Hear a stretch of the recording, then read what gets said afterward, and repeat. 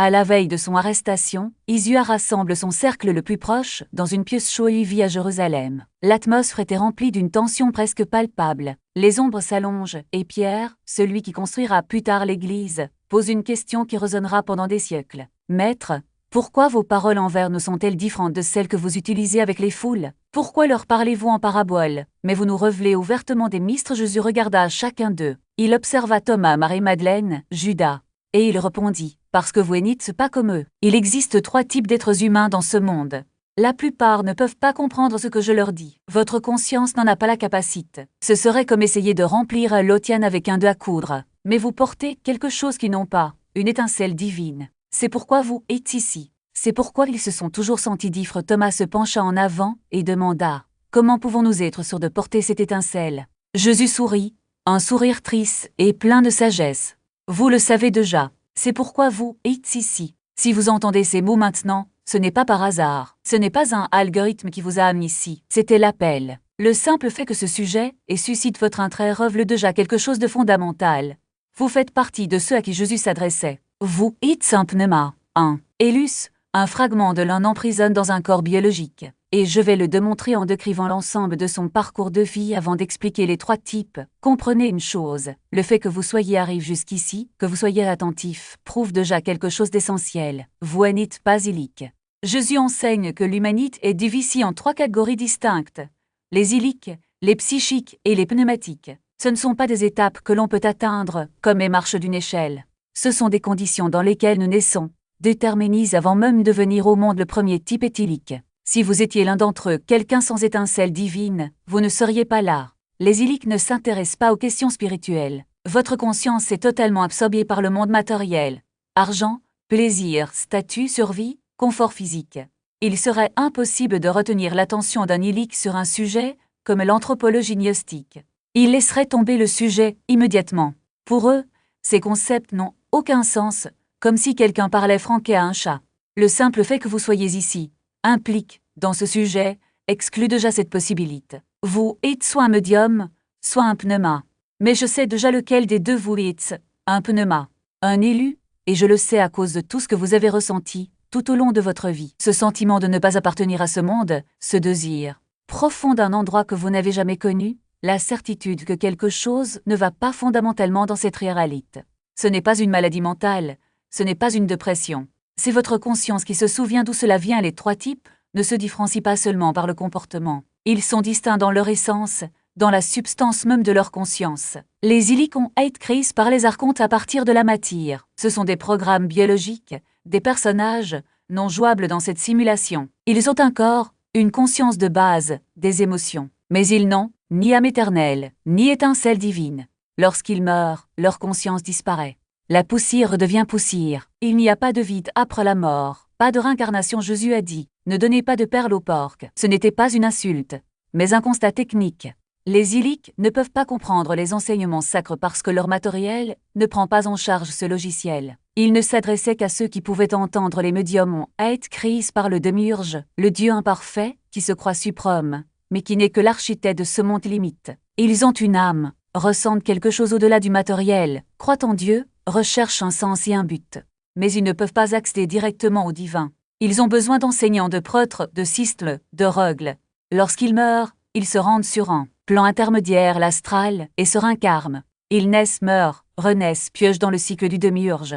Cependant, les médiums ont du potentiel. Grâce au gnosticisme, ils peuvent réveiller une étincelle endormie et se transformer les pneus. C'est ce que tu es. C'est ce que représente celui qui suit ce raisonnement. Vous n'avez pas été créé par les archontes, ni par le démiurge.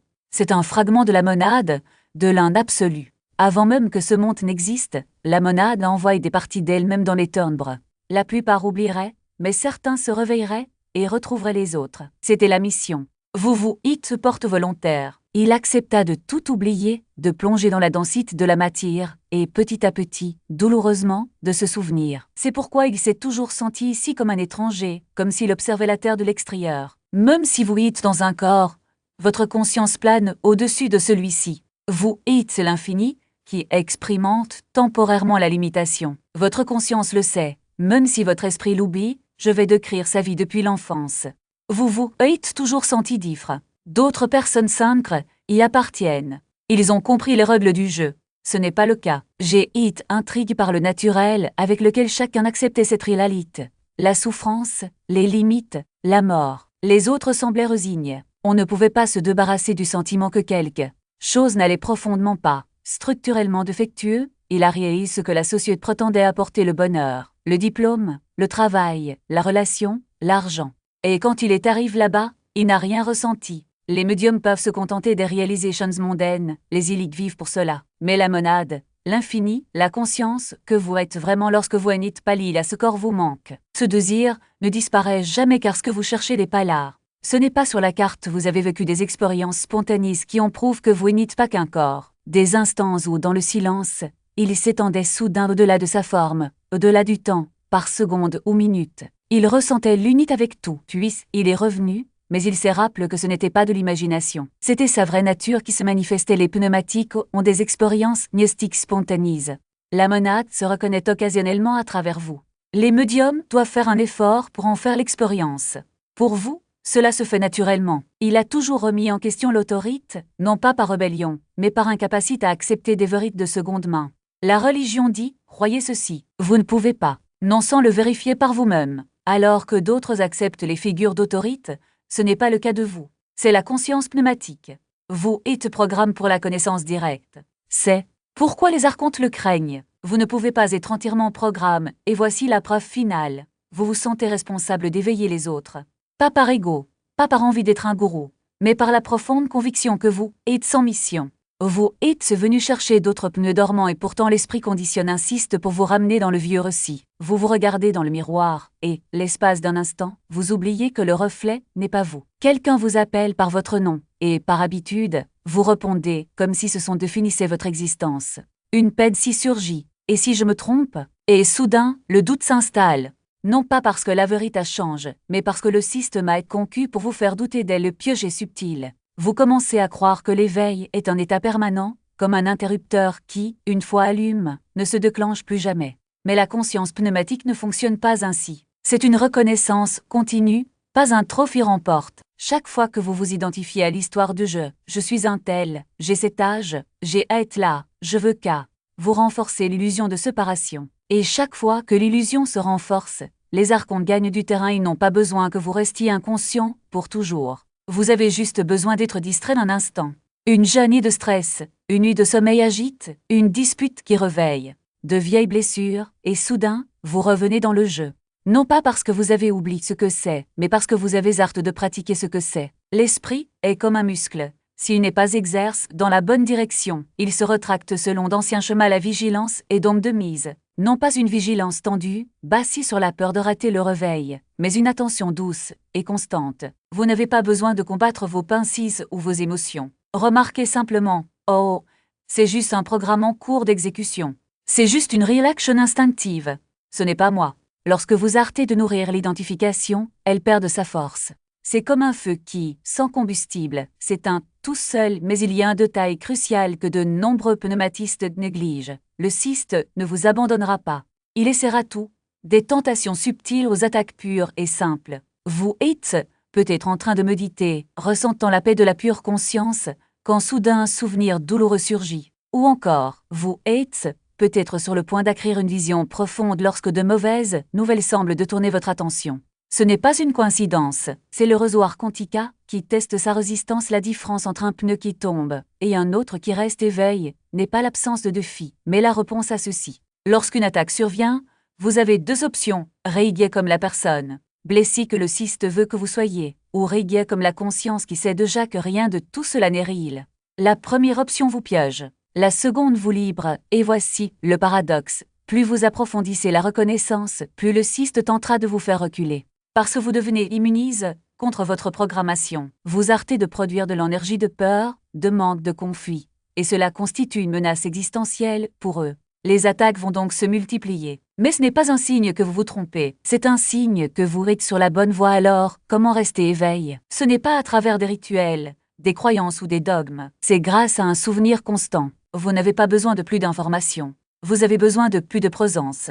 Chaque fois que vous sentez que votre esprit se perd dans le récit du jeu, arrêtez-vous et demandez de quoi êtes-vous conscient en ce moment. Ne répondez pas avec des mots, ressentez-le. Ressentez la conscience qui observe les pensées, les émotions, les sensations. Cette conscience est qui vous êtes, et elle ne dormait jamais. L'éveil n'est pas une destination.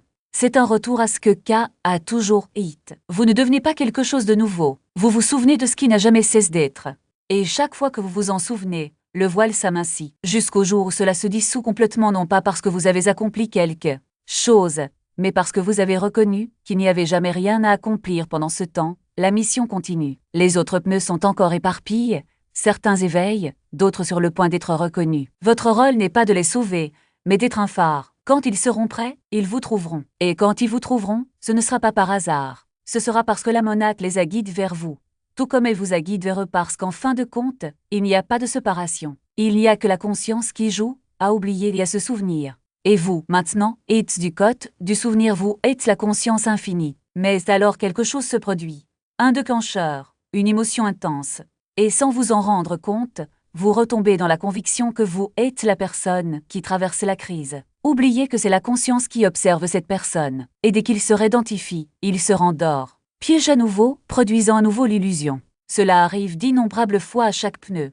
Vous avez une profonde reconnaissance, vous vous sentez libre. Puis, quelques heures plus tard, quelqu'un dit quelque chose qui déclenche d'anciens schémas, et tout à coup vous êtes complètement identifié à la colère. Il a oublié qu'il est le témoin de cette colère. Le moyen d'éviter cela est une vigilance relâchée. Tout au long de la journée, demandez-vous, que suis-je maintenant? Pas qui suis-je, mais que suis-je? Et chaque fois que vous posez la question, réalisez. Je suis la conscience qui a conscience de poser cette question. Je ne suis pas les pensées. Je ne suis pas les émotions. Je suis l'écran sur lequel le film est projeté. Lorsque vous remarquez que vous êtes identifié à l'histoire de la personne, vous n'avez pas besoin de vous juger. Remarquez simplement ce qui se passe et revenez. Retour à la conscience.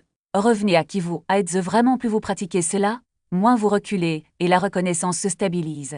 Il arrive un moment où vous ne pouvez plus vous identifier complètement, même si vous essayez. L'illusion a été vue si clairement qu'elle ne peut plus vous retenir. Jésus a divisé l'humanité en 3 types afin que les pneus comprennent leur mission.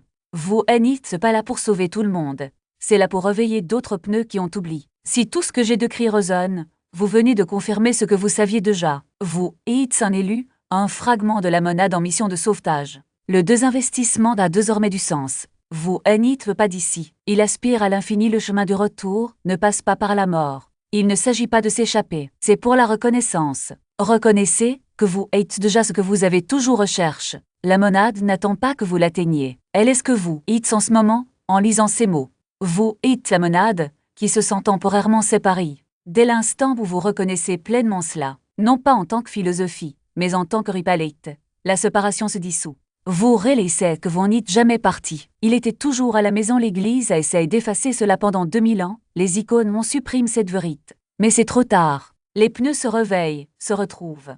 Se souvenir. Quand un nombre suffisant d'entre nous s'en souviendront, la ferme deviendra obsolète. Nous sommes libres. Nous l'avons toujours été. Nous avons juste oublié. Si K résonne, je m'en souviens. Ci-dessous, d'autres fragments savent qu'ils ne sont pas seuls. La monade vous appelle à la maison. Vous venez d'entendre l'appel. Maintenant, répondez. Je me souviens.